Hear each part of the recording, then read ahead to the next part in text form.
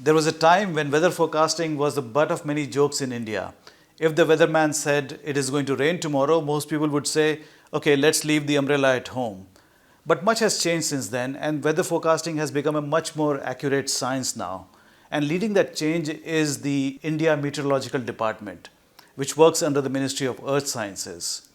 IMD is celebrating its 150th year of founding next week, and we have with us today the Secretary of the Ministry of Earth Sciences, Dr. Ravichandran, and the head of the IMD, Dr. Mohapatra. Dr. Ravichandran, Dr. Mohapatra, welcome to PTI. I have a question about how weather affects the common man. Okay, in many other countries, most other advanced countries, people will watch the weather forecast on TV or on their mobile apps, and they will schedule their day accordingly. We don't do that yet in India. When do you see that happening? Actually, it is there. Unfortunately, we have not popularized it. Okay, we have an app called MoES. If you open it, MoES app, you will come to know wherever you are there, you get the weather. Today, Localized weather now, at least now if you, in PTI office, whether what is that, it will be known. And it is based on observations in the vicinity. Okay. And then it will be triangulated and it will be providing best possible value. Okay. And then next 10 days how it will be also. Okay. It is available. Now interestingly, people, our Indian community, they take information from AccuWeather and other thing. They take from our data. Oh. AccuWeather, without our data, they cannot take it. They cannot do it. Okay. So, but they run their own model and we run our model. You see that, and moreover, our data's volumes are much higher than them. And there are a lot of what is called observation data. And definitely that if you compare to AccuWeather and our MoES map, it will be much, much better our things. I see. Only thing is our people not knowing, we are trying to propagate this MoES map. Your fault isn't that it is not being popularized. We are trying to popularize. It is only this. The media can help in popularizing. Of course. Of course, it is launched in this 150th year starting day. May I suggest that possibly because all these apps, the Western apps, AccuWeather for example, they come preloaded on phones many of the time. Yeah. By default. Maybe IMD or the government of India should talk to mobile phone manufacturers and have MoES preloaded. Yes, for India we have to do. We have to do. Yeah. Actually, we have two extreme kind of users. Extreme kind of user means somebody is hi-fi, what you are telling about, I want to know the weather, based on that I want to have action. In agriculture field also they wanted. They may not have a very hi-fi smartphone. Right. Simple normal phone if they have, how to reach them, that also we have worked out. So that we are working out. Basically, suppose if we click 1, 2, 3, that means we should get that information where it has come. Okay. That long. Suppose if it is some particular district in Tamil Nadu, some district is coming. Suppose one district in Theni, from there he is calling. We know where it is, he is calling. From the tower location, you know. From my computer, I have a forecast of all India. I will pick up that one. I get that information. I translate to that Tamil language. I send it to him and he may not be able to read also. So we have to send it in a voice as well as voice. So that is what we are working on it. I am sure that hopefully very soon we will make it ready, that one. But for the better or maybe other people, maybe somebody is going from day to day from Delhi to Hyderabad, or if weather is good, I want to continue. If it is not good, I want to go to Bangalore. If that type of community, also we are going to make it. So basically you are saying that in a way, you are producing an extremely personalized app and a service to 140 crore people of India. Yes, that is the thing. That is the goal. Yes. And you are saying that you will be launching this very soon. One category, the smartphone things, very hi-fi end users, we have already done. Okay. The low end people, also we are trying to make it. Dr. Ravichandran, as we know, data is the new oil. Yes. It is very important. It's very important in weather forecast also. The more data we get, the better the forecasting is. Now, a very little known fact is that this data can also be provided by aircraft. Every time an aircraft takes off or lands, it is able to get data of temperature, humidity, wind speed, etc., many other parameters. Tell us a little bit more about how that's going to work for us. Yeah, so the weather forecast is mainly determined by the number of observations. If you have more observations, you can have a better predictability. For example, like it is a exit poll. You have more samples in different places, different areas, you will have a better predictability. Similar way here. So we are looking at in the atmosphere, temperature, humidity and wind. Three-dimensionally wherever it is possible. Okay. Wherever it is possible, we try to map everything. Now, if you are able to map, it means how many observations you have, what is possibility is available, that we take it. So now we are launching every 50 or 60 station, we are launching the balloon. And that balloon it will give the temperature, humidity and wind at different height. Okay. This information is very important to forecast next time scale. So for that, now for example, aircraft, every day it is ascending and taking off and landing. So that time they absorb all the data from temperature, humidity and wind. So the aircraft records all this information. So the information, whatever it is recording, immediately to relay to ground, that can be used for us in terms of assimilating into the model, so that you can next time step whether we can have a better predictability. So basically you're saying that instead of the 50-60 balloons that are providing, it is we can have thousands of these things. That means you can see how many fold we can improve the accuracy. Right. So that is what Is that happening now? It is happening, and still we need to, there are some aircrafts and something, especially international aircrafts all are providing. Because they are required to by law. It is mandatory. Yeah. But some of the Indian aircraft are not providing, but now they are working out how to provide and other things. Okay. Because it's more and more data, it will be always, because nowadays airports are increasing tremendously in India. So even each state is having 10-15 airports. Yeah. So that means 10-15 observations if we have, we will have a really improvement of forecast will be much better. Because the weather is nowadays is changing very rapidly. Both spatial and temporal scale are changing. Earlier, the system is very coarse resolution. The cloud will form about 150 kilometer in the area, but now it has become isolated. So that means I need more and more observation to capture that. Okay. So suppose now the rainfall is happening in Sabdarjung area, but it is not happening in airport area.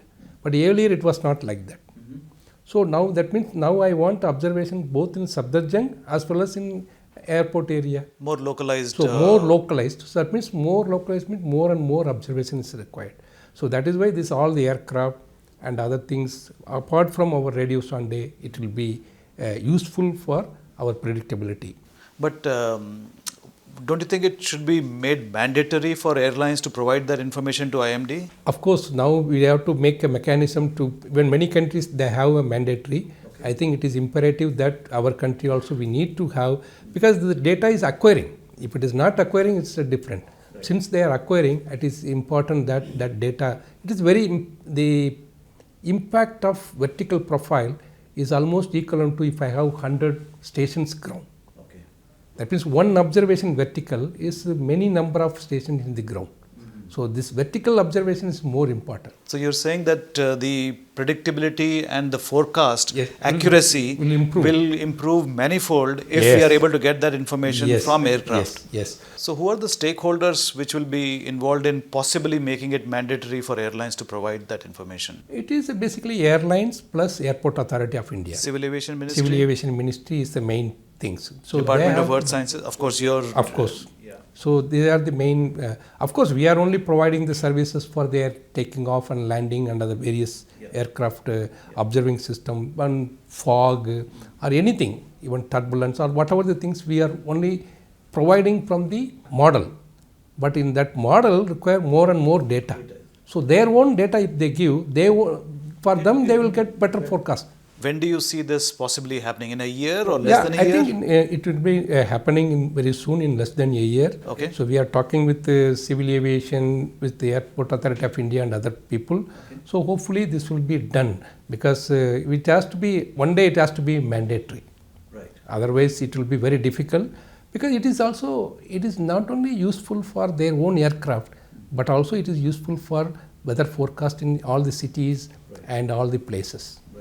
Dr. Mohapatra, you have been observing weather for 4 decades now, or more than 4 decades. There was a predictability earlier. You knew that this is when monsoon is going to start, this is when the the summer season is going to start. But climate change has sort of upset that. In your own observations, how do you see climate change manifesting itself in our daily lives? What has happened actually, because of the man-made processes, after the beginning of the industrial period, say 1850, gradually the greenhouse gases are being pumped into the atmosphere. That includes carbon dioxide, methane, all these things, gases. So as a result, the temperature, the surface air is increasing, and is almost rise of about 1.15 degrees Celsius in past 100 years for the globe, and if you see the India, it is about 0.66 degrees Celsius per 100 years. So this small increase you may say, but this is the average of the entire globe and the country. Therefore, in some places there could be rise by 3 to 4 degrees Celsius. So as a result, what happens actually, it has imbalanced the frequency distribution of the various types of severe weather events. And it will affect agriculture also? Affect agriculture. Extreme weather events, frequency, duration, intensity are changing, and most cases it is increasing, say like heavy rainfall, heat waves, thunderstorms, lightning, etc. Also, it has the impact in the temporal distribution of rainfall during monsoon season and the spatial distribution. For example, eastern part of the country is getting less rainfall, western part it is getting more rainfall. And total rainfall for the country is not changing, almost same. But if you look at the frequency of heavy rainfall is increasing and frequency of light rainfall is decreasing. So that affects not only the agriculture, but also water resources, drinking water, groundwater recharge, and so many.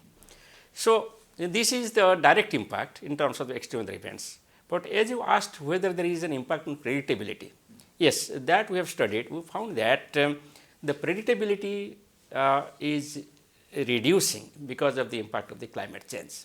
It is simply because, as Dr. Ravichandran explained, because of this increasing temperature, the mesoscale weather events, extreme weather events, are increasing more frequently. That means very small scale, small lifetime, severe weather event can occur, be it thunderstorm, be it heavy rainfall, very localized. So due to that, the existing modeling systems have its own limitation to detect and hence to predict this type of small scale weather events. So there is a predictability. Study is there. If you do not take any actions to mitigate this adverse impact of climate change, the ability of predicting a heavy rainfall event, if it is 3 days in advance, because of the climate change, I will be able to predict only 1.5 days in advance. Right. Our lead period will decrease. Yeah. So to combat this adverse impact, Minister of Earth Science, India Meteorological Department, they have augmented the observational systems. Observation is key to success, and accordingly the modeling system also improved. If you look at in 2006, for example, the model which we ran in the country, it has the resolution of 150 kilometer and one forecast in 150 kilometer. Model was being run only for 48 hours.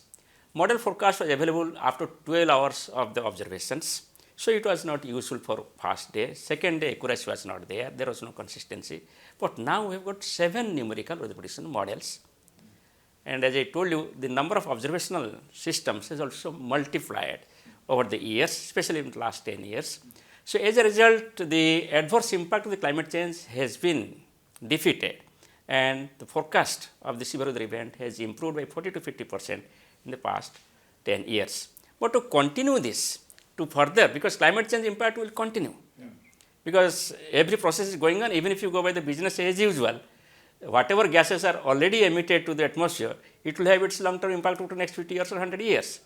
Yeah, I was going to ask you about that. This is a continuous process that is going to continue to change, and leaving all the technical aspects aside, from a very fundamental issue, a farmer in, let's say, in Kumaon region of Uttarakhand would experience snowfall in December, 6 to 7 inches of snowfall, which is not happening now. Their whole agriculture pattern was based on a certain predictability of rainfall and snowfall during this month. It is not happening. Do you think they should be aware that this is climate change, this is irreversible, and they have to change their agricultural pattern? Yes. That needs to be conveyed to them? Yes, you are right.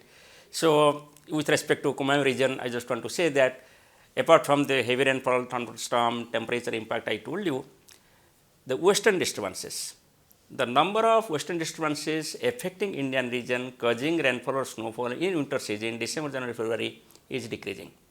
If you look at the rainfall or snowfall amount which was occurring earlier, now it shows a decreasing trend. Similarly, the monsoon rainfall, you just look at the onset date of monsoon, it has changed. The withdrawal date of monsoon, it has changed. The monsoon has become longer in northwest India. It has become shorter in the central part of the country, remaining same in the peninsular India. So, these information has to be communicated to the common farmer, general public, so that they can take appropriate action for adaptations and mitigation. And also policy makers. As he rightly pointed out, the western disturbance are decreasing, snowfall amount is decreasing. That means the accumulation of ice in the Himalayan region is decreasing, but the melting is more, so that input is less, output is more. That means the water tower, the water is depleting. If it is depleting this water, this Himalayan water, 2 billion people are dependent on that, including India, China, major countries. What will be the pressure in the water tomorrow? It's a very serious situation. Very serious issue. So that way, because the output is more than input. Snow is less. Every year what happens if the snow is more and the glacier melt is less, it is accumulation. Yeah. But now it is not, depletion is more. So depletion is more, that means the input is less. That means we need to worry about in future, about water. I don't want you to go outside your area of expertise, but it seems to me that this is all leading up to a huge crisis for the world overall and India also, which could also lead to water wars possibly. Yeah, we have to be, that's what I was telling, it is a policy, geostrategy. We need to think about this area as well. As you told about agriculture, even if the temperature is rising, relative humidity is rising, which are good for agriculture, but the impact of climate change suggests that there will be decrease in yield of both wheat and the rice. There will be about 6 to 10% decrease in yield because of the impact of the climate change. 6 to 10%. 6 to 10%. 10%. Decrease so therefore, in yield the common farmer will be affected. At the same time, if you look at the fisherman, the sea surface temperature is also rising. And not only the human being like to stay in colder weather, fish also like to stay in cold water. So therefore, the fish is now migrating. They are not coming to the coast. They are going to the deep sea. Okay. So therefore, the fish catch near the coast is decreasing. This has huge economic impact. Not only economic, it is a social. Even, as you mentioned, it is a problem for water, it is for food, fisheries and other things, and it is also energy. Yeah.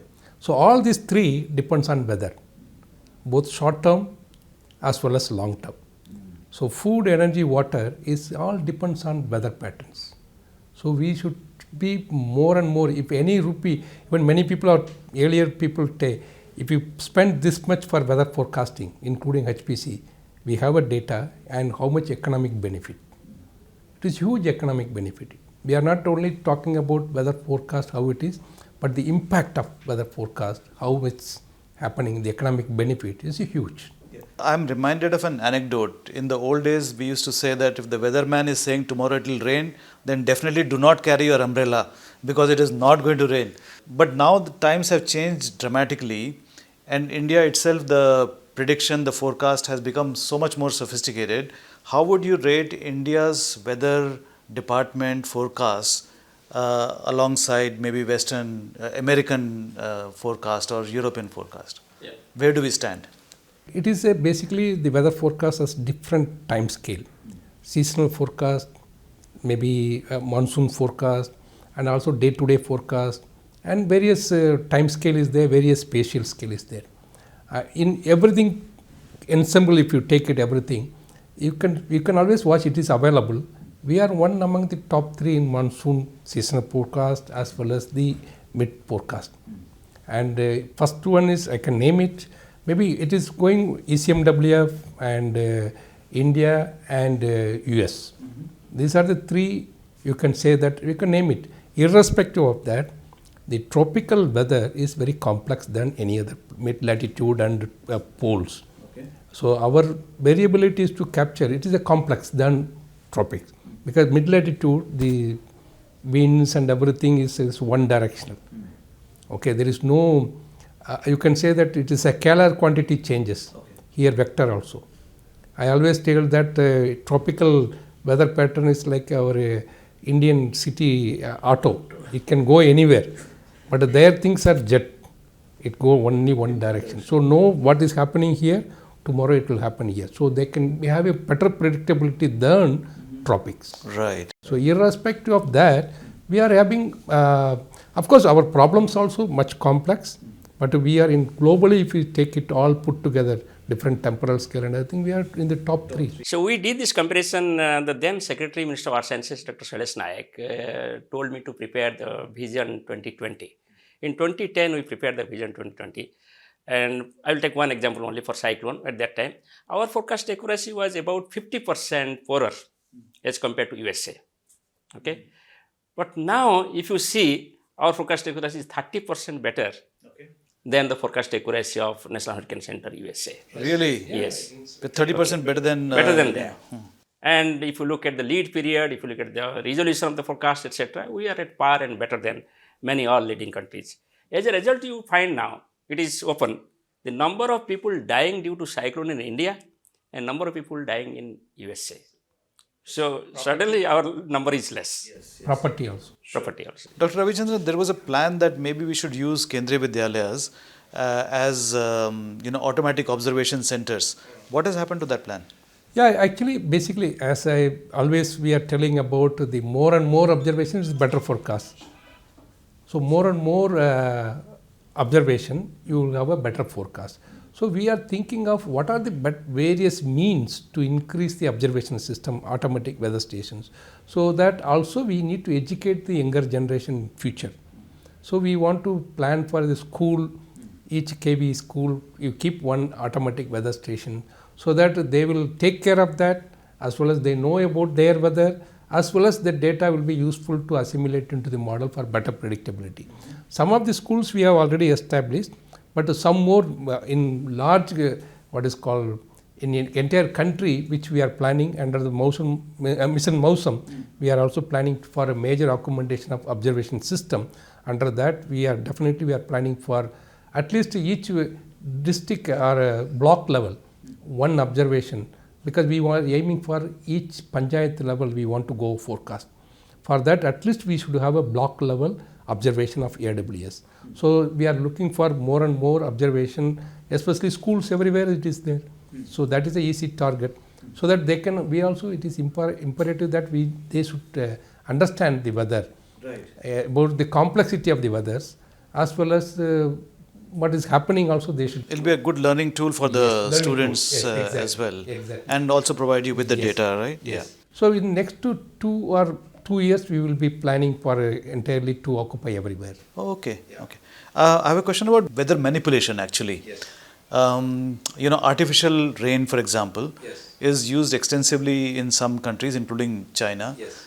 We have not experimented with it that much, but whenever there is pollution over Delhi, there is a talk about artificial rain. What do you think of that? If a cloud is there, then only you make rain. If there is no cloud, you cannot make a rain. But does every cloud have moisture? And of course, the moisture amount varies. That's what how much you have to make it. That is all. We need to have better. Still, we have done. I think last 5 years or so, we have done a lot of experiment. But we come out with some percentage of success. That is not what is called go for operationalization.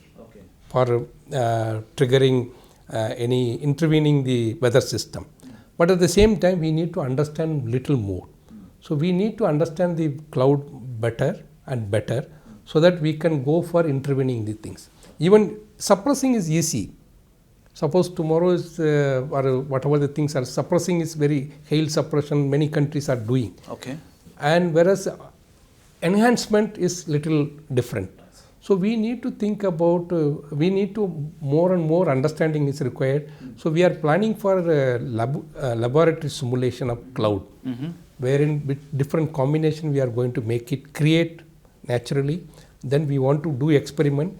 Based on that experiment, we want to go for weather modification exercise maybe next 5 years, and later on weather management exercise. Weather management is maybe one order is higher than weather modification.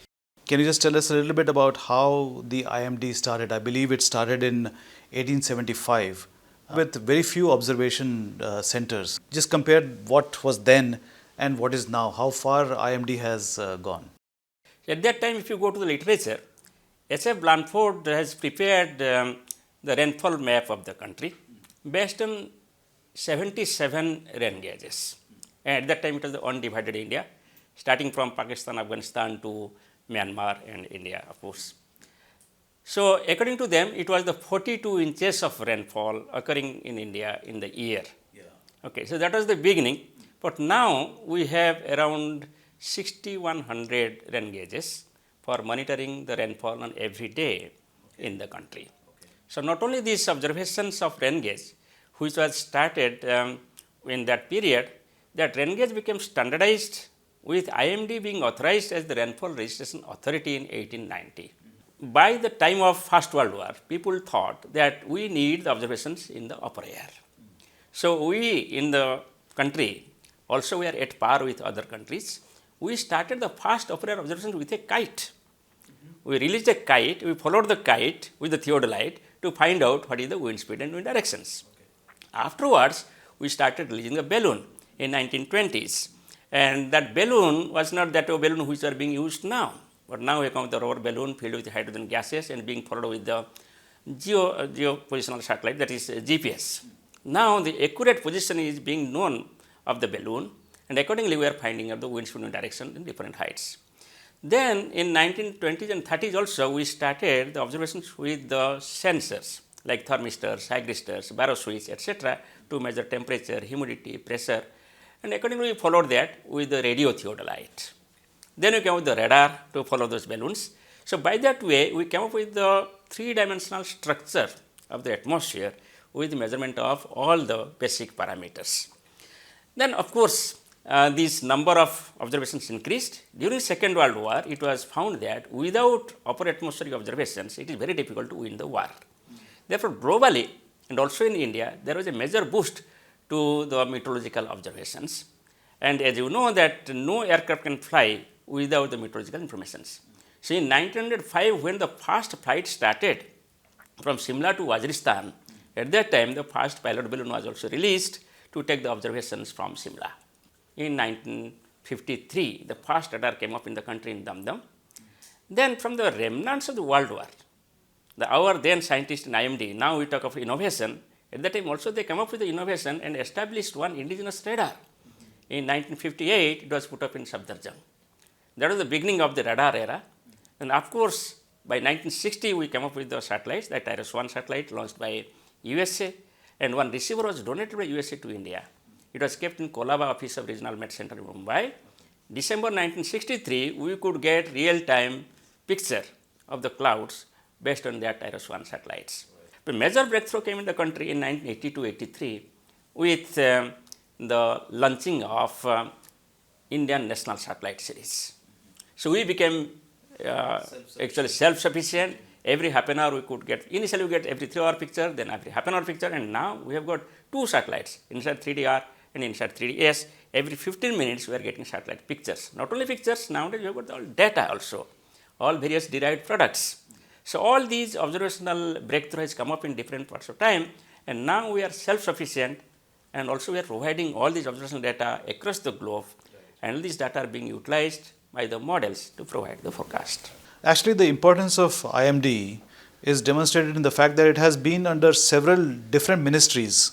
It has been under Civil Aviation, I believe. Ministry of Communication, Minister of Industry, Department of Science and Technology, now Ministry of Earth Sciences. And you mentioned that in the United States, it comes under the Ministry of Commerce, which shows how significantly important the weather is. All the ministries are need weather. That's why it is changing. Finally, it has come to Ministry of Earth Sciences mainly because the atmosphere or IMD was looked after by DST, whereas there is a Department of Ocean Development. Okay. But when they thought that the ocean and atmosphere, it is a one, So if you want to have a better predictability or prediction, then you should have ocean information. So that is why they thought about, especially when you are talking about monsoon or climate, without ocean you cannot talk. So that is why they tried to merge in 2006. The IMD has come into Ministry of Earth Science. And the importance of IMD is also demonstrated by the fact that you're going to have a float in the Republic Day parade for the first time, right? Yeah, tableau. Yeah. A tableau for the first time on January 26th. But you don't know one more thing. Every year we participate. In what way? Yes. After the Republic Parade, you maybe noticed there will be a balloon launch. Yes. That is done by IMD. Unfortunately, many are not known. So what other activities do you have planned for the 150th Foundation Day of IMD? Yeah, I will say the curtain raiser started on 15 January 2024 with the august presence of Honorable Vice President. And on that day also we had the stakeholders meeting. It was followed with the launching of various new initiatives. We started with a logo for 150 years. Then we had the theme song or Kulgit of India Meteorological Department. We started a special lecture series with eminent personalities across the globe. Then we got the state level stakeholders meeting. Almost all states we have conducted. Then finally there will be a national stakeholder meeting on 14th and 15th January in Bharat Mandapam in New Delhi. We also came up with certain new initiatives for the first time, that is weather and women. Wow. So we have the conference, there is a large gathering from different strata of the society, especially scientists and engineers, students. As we know that weather is very much important for the women, for its life, livelihood and day-to-day activities. At the same time, women can play a major role in increasing the awareness and outreach of the weather and climate services and science, etc. So that was the beginning. Another similarly, the youth. India is still a young country. Even though we are reaching 150 years, in IMD also major population in the IMD are young at present. There will be a national workshop on weather and youth to mainstream the weather and climate information in youth activities and also to use youth power in augmenting the weather and climate services in the country and outside. Similarly, we have also planned a run for Mosam to popularize in different metro cities, Kolkata, Chennai, Mumbai and Delhi. It's a 5-kilometer run? It is a 5-kilometer and 10-kilometer. It is planned for the 12th January, and that is National Youth Day and Vivekanand Jayanti. Okay. We also have various types of competitions through Government of India quiz concept. In addition to that, a National Meteorological Olympiad was conducted this year. Okay. So we have selected the winners among the class 8, class 9 and class 11 students for each state, and they are being called to Delhi. So they will be present here on 13, 14 and 15 to participate in 150 years function in Delhi. They will be given the prizes. In addition, there will be a national level competition in Delhi among those winners who have come up from the states. And you will be happy to know that 24,000 students participated in this National Meteorological Olympiad. And those who will be winning the national prizes, they will be honored on 14th. One more important thing added to that, two major events are happened this year. Number one is India's fastest supercomputer, 20 petaflop has been inaugurated this year by Honorable Prime Minister, so that we can go for much higher resolution forecast for weather. Okay. And second thing is Mission MoES has been launched this year, and it is for 2,000 crore for next two year or maybe 15 months, 2,000 crore. It is basically to augment various observational, mainly radars. No weather system has to be unnoticed in India. So everywhere next 1 year radar coverage will be there. So that has been ensured. Wonderful. So that is a two important initiative also this year it has been. I have a question about the Agro Met Units. The 199 districts were included in that, and the Agriculture Ministry and the Earth Sciences Ministry collaborated. But then the pilot project stopped. Why did that happen? And maybe there is a way to revive it by privatizing it? Not privatizing, is basically we want to make a different way. Basically now what we are doing, two ministries are working. So we give weather forecast, they add the value like Before that, can you just tell me a little bit about Agro Met Units? What do they do? How do they help the farmers? yeah, that is what that basically we give the weather information. The expertise agriculture meteorologists sitting in AMU, they translate how this weather will impact the crop. So they advise the crop advisory. That is the main job. So now the government has decided that these are very old ad hoc way it is going.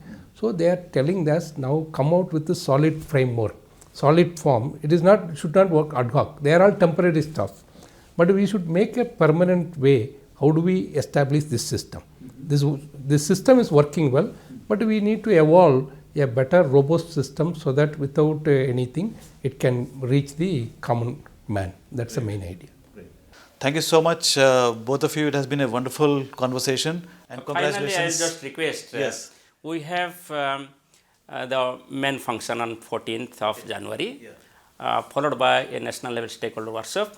Through you, I request all to kindly participate online or offline in this 150th year of India Meteorological Department. Absolutely. Thank you so much once again.